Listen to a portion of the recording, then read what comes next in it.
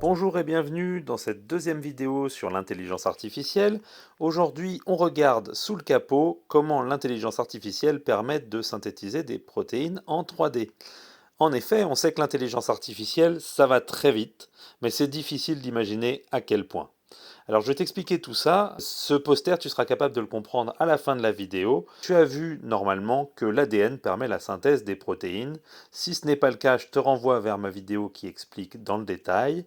Et je te rappelle simplement que l'ADN est dans le noyau et permet la synthèse des protéines dans le cytoplasme par l'intermédiaire de l'ARN messager.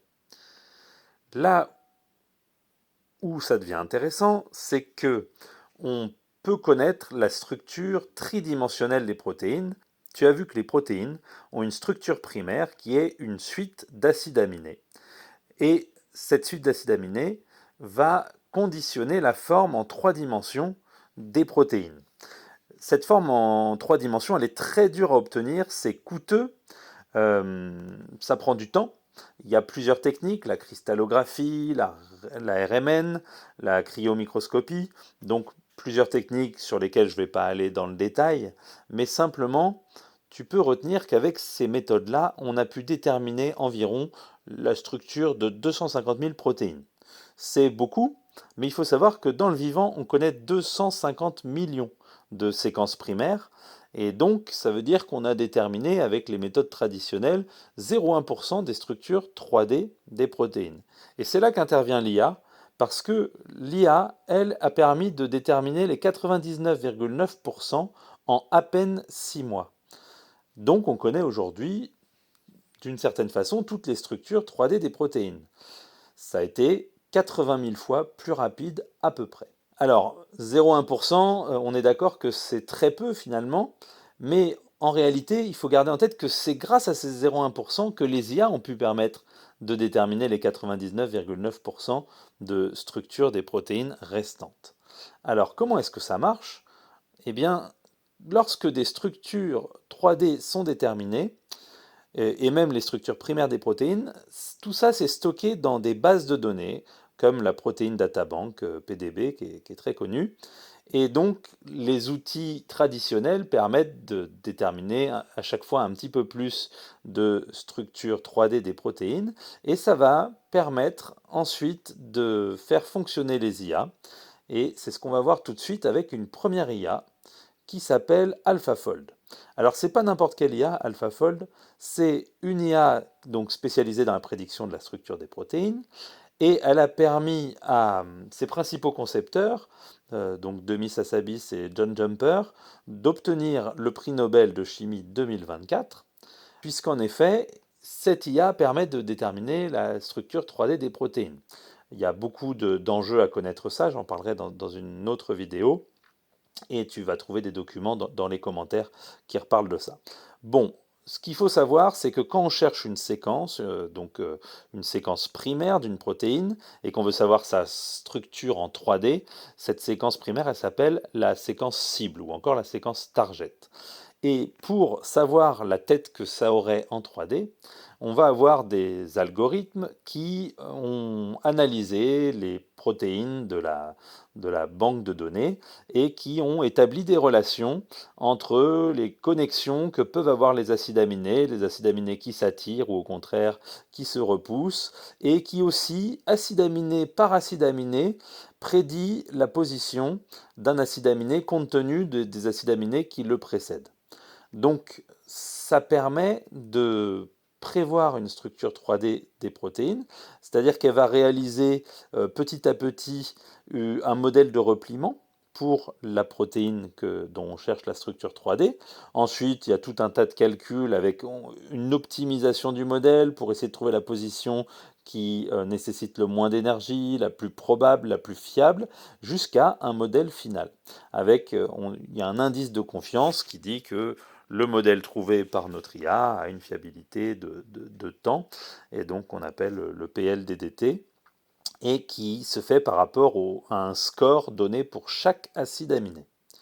Si jamais le modèle est bon, on le valide, sinon, et on fait appel à d'autres outils pour compléter les travaux de l'IA. IA qui s'appelle AlphaFold.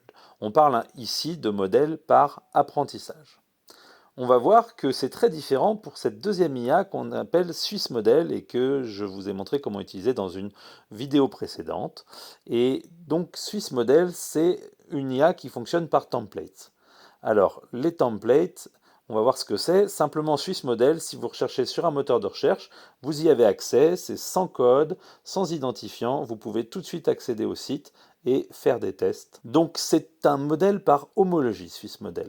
Alors on a là encore une séquence target, donc dont on recherche la structure 3D, et cette fois l'algorithme va comparer notre séquence target avec les séquences de la base de données pour trouver les séquences qui ont le plus de ressemblance avec la séquence qu'on recherche. C'est ce que je montre ici dans le dessin. C'est voilà, deux protéines différentes mais qui comportent une partie commune, c'est-à-dire une séquence d'acides aminés semblable sur une grande partie.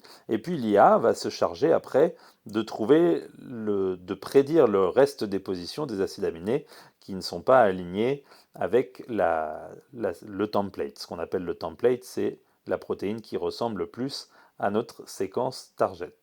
Alors après, c'est comparable à ce qu'on a vu précédemment, c'est-à-dire que l'IA va générer un modèle de repliement, va l'optimiser et ensuite générer un score qui juge de la qualité du modèle et donc le modèle sera soit gardé, soit invalidé et complété avec d'autres IA comme ce qu'on a vu pour AlphaFold.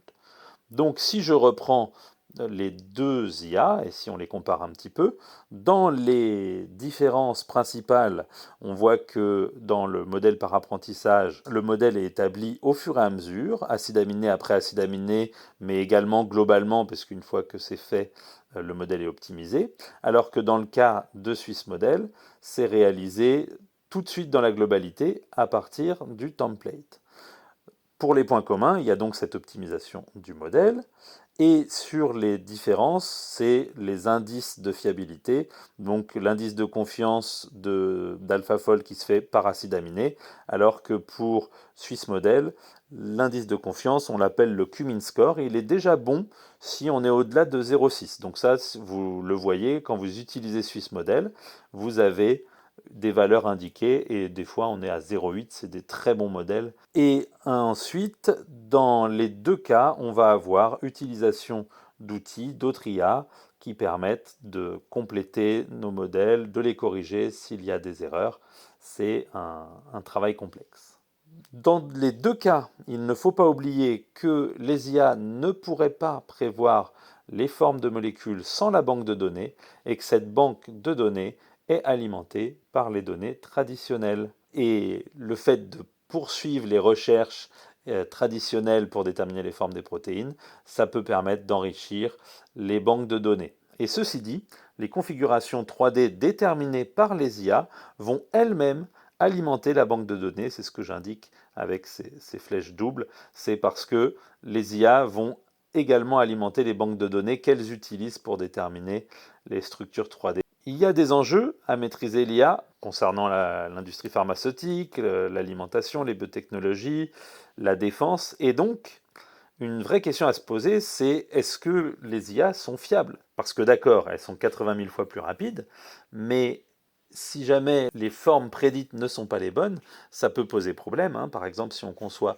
un médicament et que la forme n'est pas celle que l'on croit, ça mérite bien sûr des analyses complémentaires. Et donc c'est ce qu'on verra dans une prochaine vidéo, la question de la fiabilité des IA. Il faudra patienter encore un peu. Je te remercie déjà d'avoir regardé cette vidéo jusqu'au bout. N'hésite pas à la liker, c'est un signal pour moi qui m'indique que ça peut être intéressant de creuser ce thème-là. À bientôt!